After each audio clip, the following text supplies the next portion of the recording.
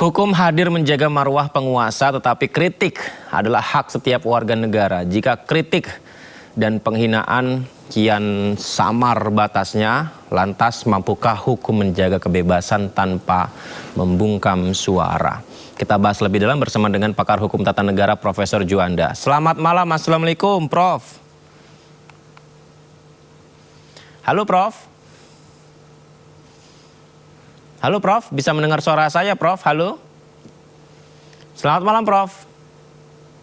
Selamat malam, Assalamualaikum. Waalaikumsalam, suara saya jelas Prof? Jelas, clear. Oke, terima kasih Prof. Yang ingin saya tanyakan Prof, ini tentang awalnya dulu ya. Jadi MK memaknai pasal 220 ayat 1 KUHP bahwa tindak pidana sebagaimana diatur dalam pasal 218 dan pasal 219 hanya dapat dituntut berdasarkan pengaduan presiden dan atau wakil presiden. Artinya berarti pemaknaannya tidak boleh orang luar ini merasa mencederai kehormatan presiden dan wakil presidennya, maka dia bisa mengadukan orang yang dianggap melakukan pelanggaran. Seperti itu ya Prof? Yes, benar. Nah, seperti apa sebenarnya pendalaman dari undang-undang ini Prof? Ya begini ya, memang untuk mencegah pihak-pihak yang tidak berwenang untuk mengatasnamakan orang yang memang merasa dirugikan, dihina, atau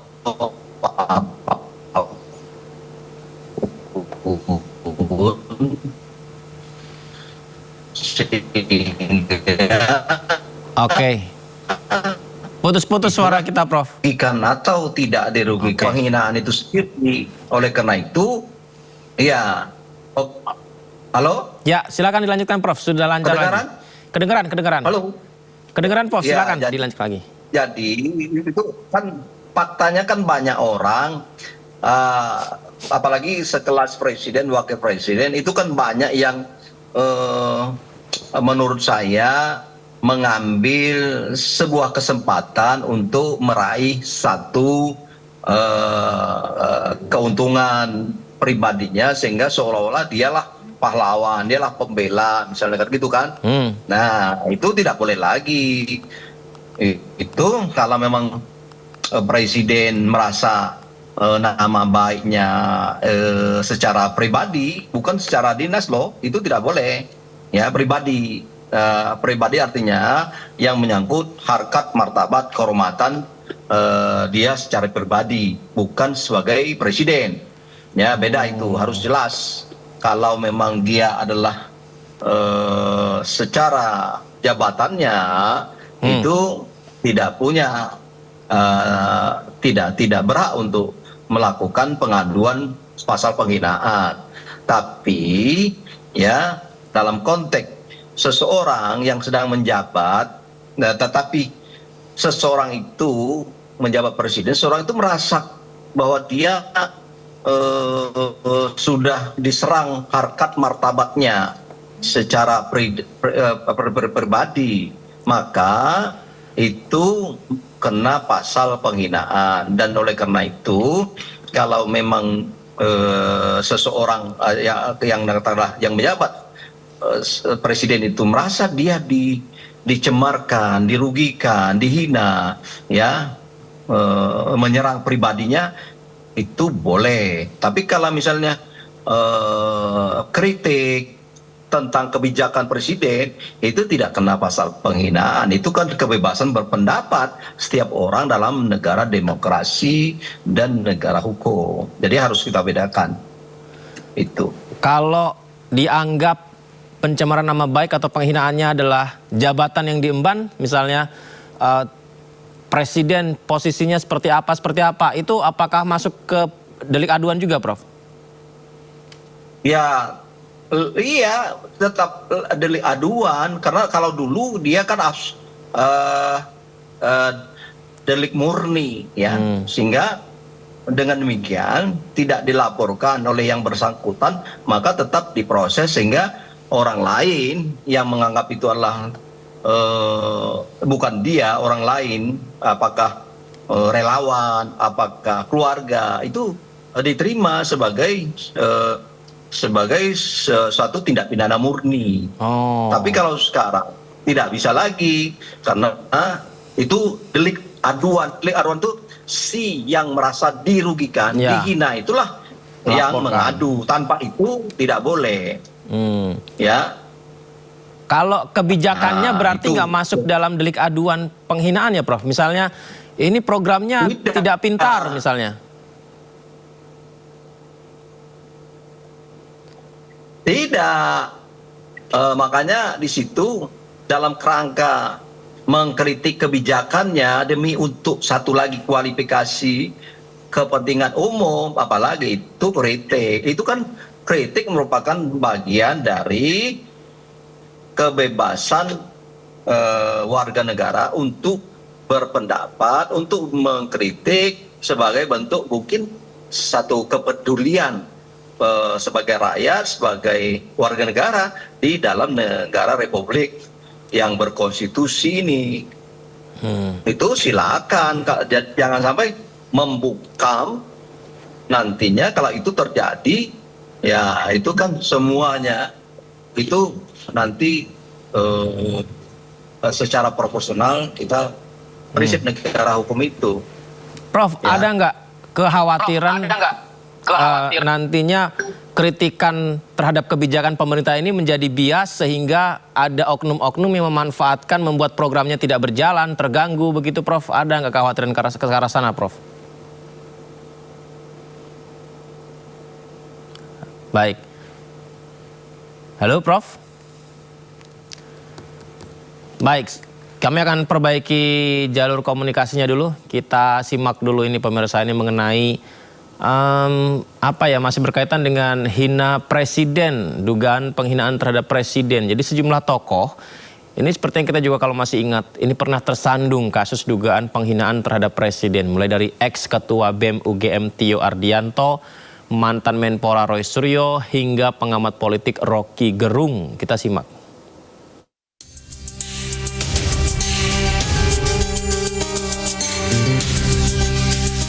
Juni 2026, sejumlah advokat dan tokoh mendatangi Bareskrim Polri melaporkan mantan ketua BEM UGM Tio Ardianto. Tio dilaporkan Garda Prabowo atas dugaan penghinaan kepada presiden. Garda Prabowo telah menyerahkan seluruh bukti dan berkas aduan terhadap Tio Ardianto ke polisi. Tio sendiri mengaku tidak gentar atas laporan yang dilayangkan kepadanya. Tio mengaku akan tetap kritis terhadap pemerintah. April 2024, Perhimpunan Advokat Peradi Bersatu melaporkan sejumlah pihak ke Bareskrim Polri atas dugaan ujaran kebencian dan penghasutan soal tudingan ijazah palsu Presiden ke-7 RI Joko Widodo. Selain Roy, gugatan juga dilayangkan terhadap Dr. Tifauzia Tiasuma dan Rismon Sianipar. Mereka dilaporkan atas dasar pasal penghinaan, penghasutan, dan atau membuat kegaduhan. Setahun sebelumnya, pengamat politik Rocky Gerung dan pakar hukum tata negara Refli Harun sempat dilaporkan ke polisi atas pernyataannya yang dinilai menghina Presiden ke-7 RI Joko Widodo. Dengan membawa alat bukti berupa video orasi Rocky Gerung dari akun YouTube Refli Harun, relawan Indonesia Bersatu membuat laporan di Polda Metro Jaya. Dalam laporannya, Rocky dituding telah membuat kegaduhan atas pernyataannya yang dinilai menghina Jokowi. Tidak hanya Rocky, pengamat politik Refli Harun turut dilaporkan karena telah menyebarkan video penghinaan tersebut melalui akun YouTube-nya. Baik, kita kembali terhubung lagi Prof Juanda. Halo, Prof. Ya. Baik, Prof, tadi kan disampaikan bahwa ini progres yang cukup baik sehingga tidak ada yang memanfaatkannya untuk seolah-olah berjasa terhadap pemerintahan dan dimanfaatkan begitu. Nah, ini ketika mengkritik program pemerintah dianggap ini adalah sebuah kritikan yang membangun karena yang dikritik adalah program pemerintah. Apakah ada kekhawatiran bias di situ sehingga membuat tujuan oknum program ini tidak berjalan sebagaimana mestinya, Prof? Ya, saya kira begini ya, di dalam pasal 218, 219, 220 itu jelas bahwa kualifikasi untuk dinyatakan sebagai delik penghinaan terhadap presiden dan wakil presiden, satu adalah ya itu menyerang harkat martabat pribadi presidennya. Jadi pribadi presiden, bukan presiden sebagai jabatan sebagai pejabat negara, ya. Nah, jadi itu satu. Misalnya, ya apa contoh-contohnya itu tergantung. Yang kira-kira itu memang sangat tergantung pada perasaan seseorang itu sendiri. Apabila dia merasa harkat martabat atau pribadinya diserang oleh orang lain, maka itu masuk kepada pasal penghinaan yang kebetulan misalnya dia pada posisi menjabat sebagai presiden, menjabat sebagai wakil presiden. Jadi bukan sebagai pejabat presidennya yang bisa melaporkan seseorang itu, tetapi seseorang pribadi yang lagi menjabat tetapi pribadinya diserang. Maka ya, untuk mengantisipasi supaya kalau misalnya katakanlah diatur jabatan presidennya itu yang kemarin keliru, ya kemudian dianggap sebagai, kalau dulu adalah sebagai tindak pidana murni. Dan ini kalau tindak pidana murni, maka siapapun misalnya melihat bahwa itu ada penyerangan terhadap harkat martabat presiden sebagai pejabat negara, itu bisa diterima kalau dulu. Kalau sekarang tidak bisa, tergantung pada pribadinya seorang presiden itu, pribadinya. Perasaannya ya Prof, ya. Perasaannya secara pribadi misalnya. Misalnya Badu misalnya. Begini-begini, kamu babi misalnya. Sama dengan ini. Itu kan menyerang pribadinya. Tapi kalau misalnya mengatakan, "Hai Presiden, ya, kebijakan ini adalah tidak menguntungkan rakyat. Argumentasinya A, B, C, D dalam konteks pandangan dia secara pribadi, tetapi ditujukan untuk mengkritik kebijakan seorang presiden atau wakil presiden, maka kelihatannya dalam kerangka juga merepresentasi kepentingan publik, maka dia itu bukan termasuk kepada penghinaan terhadap presiden atau wakil presiden, tetapi adalah merupakan bagian kritik seseorang warga negara terhadap pejabat negara. Itu tidak kena, dan itu adalah dilindungi oleh undang-undang dasar, ya, baik itu pasal 27, pasal 28, ya, kebebasan seseorang untuk berekspresi, berpendapat, dan itu dimungkinkan. Saya kira dalam negara demokrasi itu dilindungi, ya, bukan dibungkam. Bahkan harusnya orang-orang seperti itu, ya, itu dirangkul, diajak berdialog, bukan misalnya dilaporkan. Dan itu sudah ada aturannya. Nah, tetapi kalau pribadinya seorang presiden itu dalam konteks pribadi, kebetulan dia waktu itu menjabat presiden atau wapres, maka delik aduan, kena pasal delik aduan. Ya, kan tidak boleh menyerang. Bahkan berarti gini ya Prof, ya, bahkan kalau ada yang menggunakan kata yang agak menyakitkan seperti dungu, katakan demikian. Kalau misalnya pejabat negara ini, dalam hal ini misalnya presiden atau wakil presiden, merasa itu adalah hal yang biasa, itu pun tidak bisa didelik ya Prof? Bagaimana? Ya, ada kan yang mengkritik tentang penggunaan kata yang agak menyakitkan seperti dungu gitu. Nah, ini kalaupun itu disampaikan terhadap seseorang yang menjabat sebagai presiden wakil presiden, kalau si presiden wapresnya tidak merasa itu adalah hal yang menyakitkan, itu tidak akan masuk delik, begitu ya Prof, ya?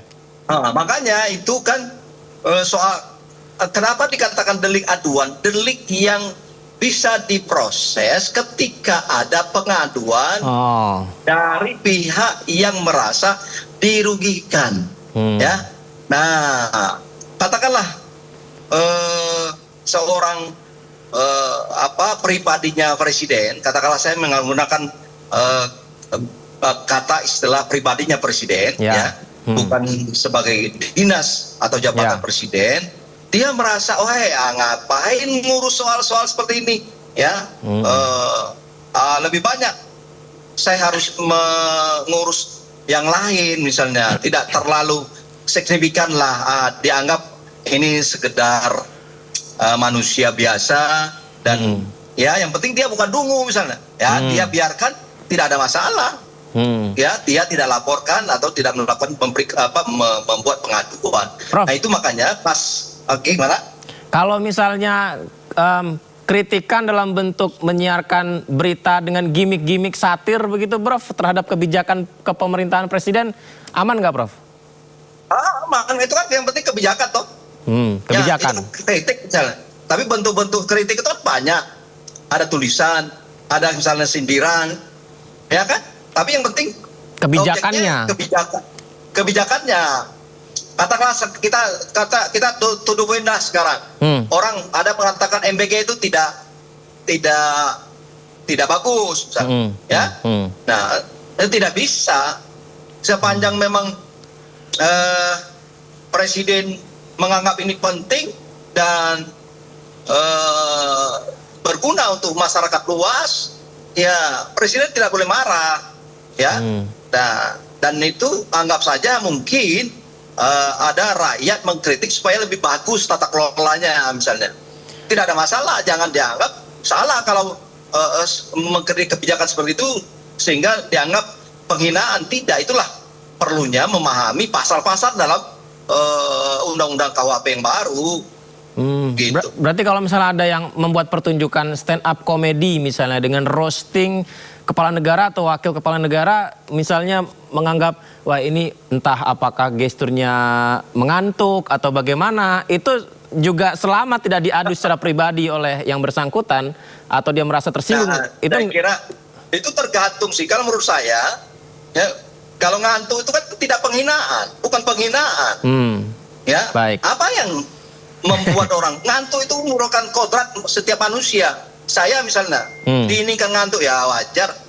Memang saya ngantuk kok, nggak ada masalah. Nah, kita juga sebagai pejabat, ya katakanlah siapapun, apalagi presiden, wakil presiden, harus berwawasan luas, harus bijak, harus rasional melihat sesuatu hal. Jangan sedikit-sedikit misalnya, oh ini menghina. Tetapi itu kan sudah jelas kualifikasi tindak pidana penghinaan merupakan delik aduan tadi, ya sudah jelas. Itu menyangkut menyerang pribadi, ya. Kalau tidak menyerang pribadi, kata serangan itu bukan apakah mengantuk itu menyerang, ya. Itu kan biasa manusia, setiap orang pasti ngantuk misalnya. Tapi kalau misalnya katakanlah misalnya begini ya, menurut saya misalnya ada seseorang itu diberi gambar misalnya kaki empat atau diberi gambar mukanya misalnya presiden, terus tubuhnya, nah itu bisa kita dalamin lagi, ya bisa itu masuk ke dalam kategori penghinaan. Masa gambarnya manusia tetapi bentuk tubuhnya bukan misalnya, atau seseorang itu bisa jadi dalam bentuk yang tidak berpakaian, yang itu kan menurunkan derajat juga. Kayak gitu menurut saya kena pasal penghinaan. Tapi kalau soal ngantuk atau lagi senyum, saya kira tidak. Baik, Prof. Tadi saya ngantuk, tapi setelah ngobrol sama Prof Juanda nih jadi melek nih, karena menarik diskusi kita nih. Terima kasih banyak ya, Prof ya. Nanti kita izin bisa dialog kembali ya. Selamat malam, Assalamualaikum. Assalamualaikum. Prof. Terima kasih, Prof. Terima kasih.